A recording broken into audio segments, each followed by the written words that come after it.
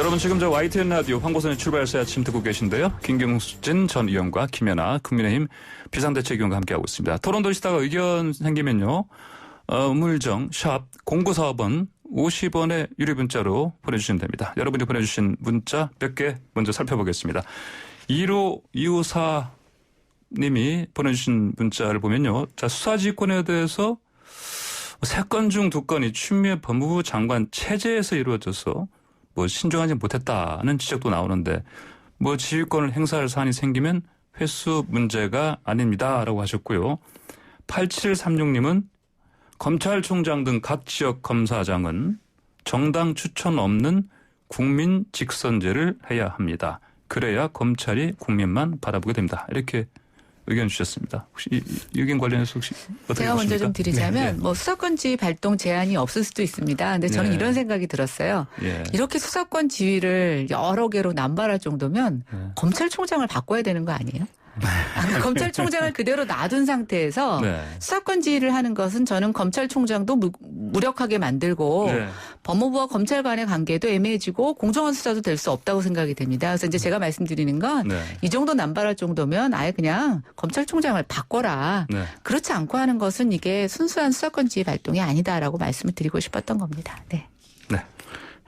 어쨌든 법에 총장 임기가 2년으로 보장이 돼 있고 네. 이게 중간에 나가는 것은 그렇게 바람직한 건 아니죠. 그러니까요. 인간사가 또 항상 어디든지 좀 문제가 있는 거고 네. 그런 상황 속에서 꿋꿋하게 자기 역할을 하는 것이 검찰총장의 임무니까 또 네. 윤석열 총장 잘하리라고 믿습니다. 2년 임기니까 내년 7월이죠. 네, 얼마 예, 남지 예. 않으셨어요. 예, 그러니까요.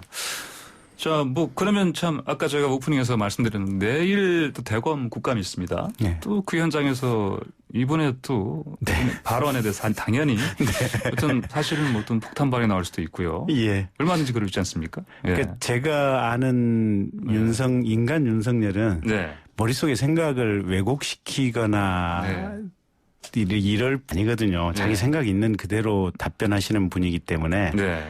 자기가 먼저 주동적으로 뭔가 무슨 불만을 토로하거나 얘기는 하지는 않겠지만 네. 어느 분인가 세게 물어보고 특히 사실관계 쟁점과 관련해서 물어본다면 이게 수사기밀 누설에 해당하지 않는 한은 네. 그대로 얘기하실 분이라 경우에 따라서는 아마 내일 이후에 더 시끄러울 수도 있지 않을까 싶은 생각이 듭니다. 네. 저는 내일이 이번 21대 첫 국감의 하이라이트가 될 거라고 생각합니다. 네. 네. 내일 대검 국감 윤석열 총장 나오는 국감이 하이라이트다. 예. 많은 분들이 의견 같을 것 같아요. 예. 잘 지켜봐야겠습니다. 네. 자, 이제 어제 국감 가운데 이재명 경기도지사가 국민의 짐이라는 표현을 했습니다. 네. 국민의 힘 향해서 당연히 충돌이 일어났죠. 자, 어떻게 보셨습니까? 어제 이제 국감 현장. 네. 예. 역시 이재명이다. 전 이런 생각이 들었는데 예. 아주 요리조리 피해가시면서 야당 국회의원들을 아주 약 올리시는 데는 예. 아주 능수능란하시다는 생각이 들었어요. 네. 네. 물론 국민의 짐이라고 직접 표현은 하시진 않으셨지만 간접적인 표현을 쓰시면서 이제 국민의 짐이 되지 말라고 얘기를 하신 건데요. 네. 어쨌든 이재명 지사의 그런 독특한 어법 예. 또 이런 것들 때문에 이제 이렇게 회자되고 있는데 저는 이 지자체 국감에서 사실은 이제 우리가 이런 말보다는 어떤 내용이 다루어져야 됐나 이런 게 더 중요한 이슈라고 생각이 됩니다. 네. 어제 이제 이 국감 발언이 나오게 됐던 게 이제 지나친 타임즈의 홍보비 경기도가 쓰고 있는 막대한 홍보비에 대한 내용들이었는데요. 네. 지자체장들이 약간 스타성 정치인들이 되면서 과도하게 자기 앞날 자기의 다음 행보를 위한 여러 가지 홍보비를 사용하는 것이 정말 국민과 또 도민과 시민들에게 바람직한 것인지 저는 이런 질문들로 오히려 이 국감장이 채워졌어야 되는데 네. 이런 것들만 좀 주목받게 되는 게 좀 아쉬워서 저는 그런 말씀 드려봅니다. 네. 근데 이제 저런 점도 있는 것 같아요. 이제 질문을 하신 이제 야당 의원님께서 사실은 좀 사실관계를 냉철하게 보고 질문을 하셨어야 되는데 그 부분에서 약간 좀 발목이 잡히신 거 아닌가. 예. 그러니까 홍보기 대폭 증원도 네. 어떻게 보면 이재명 지사에 대한 비난과 질책의 하나의 포인트였는데 이재명 지사가 이제 객관적인 수치를 가지고 이제 얘기를 네. 하셨죠. 그리고 사실은 전임 지사 때 한 40~50% 이상 대폭 증원이 네. 있었고 네. 자기 재임 이후에는 오히려 증원폭은 그렇게 크지 않고 미미했다라고 하면서 수치를 제시하는데 네. 저도 그거 읽어보니까 보니까 그 말은 맞는 것 같더라고요. 그러다 보니까 질문의 전제가 된 수치가 조금 틀리다 보니까 이제 조금 약해졌던 거고요. 네네. 어쨌든 공식적인 자리에서 이렇게 질문하고 답변할 때는 상호간에 이해를 갖추고 하는 네. 것이 좋죠. 네, 그러니까요. 네. 자, 그리고 또 이제 이재명 경기지사 저런 얘기도 했어요. 사실 뭐 이 지자체는 어떤 국감, 피감, 특히 일정한 어떤 네. 대상은 영역은 대상이 아니다. 어떤 이런 얘기를 해서 또 서로 이제 충돌이 일어나기도 했는데 어떻게 보셨습니까? 근데 저는 약간 거기에는 생각이 다른데요. 예. 이제 행정감사라는 게 있습니다. 지금 네. 지자체에서. 네네. 근데 그게 시의회에서 하는 행정감사예요. 예. 근데 지금 저희 정치 지형을 보면 시의회가 민주당 의원들이 거의 독식하고 있는 상태인데 네. 이 행정감사가 제대로 이루어질 수 있을까라고 하는 근본적인 문제 하나와 예. 우리나라 전국의 지자체들이 재정 자립도가 100%가 되는 데가 없습니다. 네. 어떠한 형태로든 국가의 보조금을 직간접적으로 받고 있는데요. 예. 그러면 그런 국가의 감사, 특히 국회의 감사를 받지 않겠다는 것은 네. 결국 반대로 얘기하면 난 돈 안 받겠다. 내가 우리 스스로 할 수 있다. 그럴 때는 저는 그럴 수 있다고 생각이 돼요. 네. 그러나 많은 부분이 중앙정부의 보조를 받고 있고 국민의 세금이 쓰이고 있다면 저는 그것은 피해갈 수 없는 거라고 생각이 돼서 조금 이제 국감 하다 보면 서로 자료 네. 요청하는 사람이나 자료 만드는 사람이나 약간 피로감이 있는데 거기에서 약간 오버해서 얘기하신 게 아닌가. 이상하게 오늘 제 방송에서 오버라는 말이 너무 많이 나오는데 조금 과잉 대응하는 정치인들의 네. 모습이 최근에 많이 보입니다. 네. 근데 이 지사가 법조인이다 보니까 법 이론상으로는 틀린 말씀 하나도 없으세요. 네. 그러니까 이제 헌법이나 지방자치법에 보면 국가가 지방기관에 위임한 국가 위임 사무가 있고 예. 지방자치단체의 고유 사무가 있는데 물론 이제 이 고유 사무도 일정 정도 김연아 의원께서 말씀하신 대로 국가에서 지원해 준 돈으로 뭐 고유 사무를 할 수도 있죠. 예. 근데 어쨌든 고유 사무에 대해서는 지방자치단체가 고유하게 알아서 하라는 거고 예. 그 부분에 대한 감사나 문제 제기는 사실은 지방의 의원들이 이제 해야 되는 거죠. 그리고 국회의원들은 국가 위임 사무에 한해서 감사를 네. 이제 할 수 있는 따름인데 약간 사실은 이제 혼재된 지점이 있다 보니까 이제 그런 마찰이 좀 생기는 것 같은데 사실 경기도 공무원들께서도 조금 힘들지만 그래도 좀 네. 자료 제출할 것 좀 제출해 주시고 네. 네. 또 한 가지는 지방 위임 사무는 어쨌든 지방 도의원들의 또 고유 영역이니까 선거에서 졌으면 뭐 할 말이 없는 거죠 뭐. 네네. 사실 이렇게 또 자치단체장들이 또 예산장을 네. 처리되면 또 가장 큰 그 뭐랄까 임무 중에 하나가 또 네. 저 정부 부처 돌아다니면서 특히 기재부 가서 네. 사실은 또 네. 예산 따기 로비도 해야 되고 네. 또 그런 처리 또 오거든요. 그렇습니다. 그런 걸 봐서는 사실 이렇게 이제 어떤 네. 법리적인 어떤 네. 그런 지식은 높으시지만 지혜로운 어떤 발언은 네. 아니지 않았나 이런 또 그렇죠. 비판을 받을 수 있겠어요. 네, 그렇죠. 네, 그렇습니다. 예. 자, 다음으로 또 이번 정부의 부동산 정책에 대해서 이낙연 이제 더불어민주당 대표가 반성한다는 입장을 밝힌 데 대해서 이재명 경기지사가 의견이 다르다. 뭐 오히려 더 강화해야 한다. 이런 상반된 입장 밝혔습니다. 뭐 실패 아니다. 더 네. 강화해야 한다. 이런 얘기인데 자, 먼저 부동산 정책 전문가인 김연아 전 의원 어떻게 들으셨습니까? 일단 이낙연 당대표가 그런 발언을 하신 거 네네. 보니까 네. 지금 부동산 문제에 대한 심각성을 이제 좀 인지를 하고 계신 게 아닌가 생각이 됩니다. 네. 이건 당대표가 반성하실 문제가 아니라 각 부처 주무장관들부터 반성을 하고 네. 뭔가 액션이 보여야 되는데 조금 뒤늦은 감이 있다는 생각이 들고요. 이와 반대로 이제 이재명 지사의 좀 이와 반대되는 발언은 네. 내용적인 측면보다는 이제 차기 행보를 염두에 둔 네. 이낙연 당대표와의 약간 대립감, 네. 그다음에 선명성 경쟁이라고 네. 생각이 됩니다.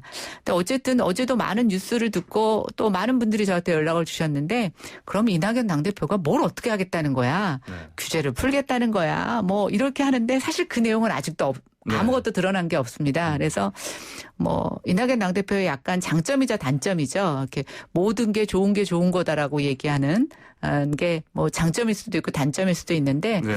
이런 좀 밋밋한 이런 발언들이 오히려 이재명 지사의 그런 선명성 강한 발언과 대비가 되면서 앞으로의 많은 정책 대결에 흥미를 주는 부분이라고 생각이 됩니다. 네.